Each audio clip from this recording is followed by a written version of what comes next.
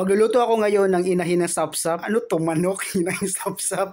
Tinatawag ko ito inahin na sapsap dahil parang kamukha rin ng sapsap. Hindi ko kasi alam mga lods kung anong tawag sa isda nito. Basta may tawag to, nakalimutan ko lang. Basta tinatawag ko siyang inahing sapsap dahil parang kapareho-pareho po ng sapsap ang mukha. Pag nagpiprito pala ako ng isda mga lods, naglalagay ako ng harina sa mantika para hindi ito matalsik. Kayo mga lods, ano ba yung mga pamaraan niyo para hindi matalsik yung mantika habang nagpiprito kayo ng isda? Pa-comment nyo sa comment section para makakuha ako ng bagong idea. Itong nabili kong inahing sapsap, ang ganda po ng laman, matataba po. Inahing sapsap, sorry.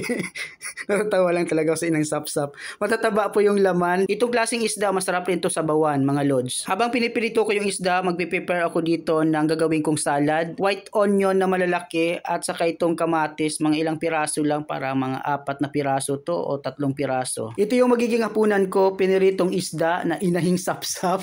Tapos itong salad na gagawin ko. Yung hiniwa ko pa lang sibuyas sa kamatis, ilalagay ko lang sa maliit na Tupperware. Tapos lalagyan ko lang ng ilang pirasong kalamansi. Masarap sana ito pag may sili kaso wala akong sili ngayon. Nilagyan ko lang pala ito ng paminta sa kaasin. Ito yung salad na white onion at kamatis mga lods. Di muna ako magre-rice na yon dahil magda-diet ako. Talaga ba magda-diet? Ay di wow. Ay nako mga lods, hindi uso sa akin yung diet. Hindi lang talaga ako nakapagsaing ng kanin kaya okay lang to kahit walang kanin. Masarap naman tong isda na to. Inahing sapsap na may white onions sa kamatis na salad. Mga lods, paki-comment nyo sa comment section kung ano tawag sa isda na to sa inyo. Ay mga lods, kain pala tayo. Sabayan nyo na ako kumain. Ang sarap talaga ng lasa ng kamatis. Paborito ko to mga lods. Hanggang dito lang. Salamat sa panonood.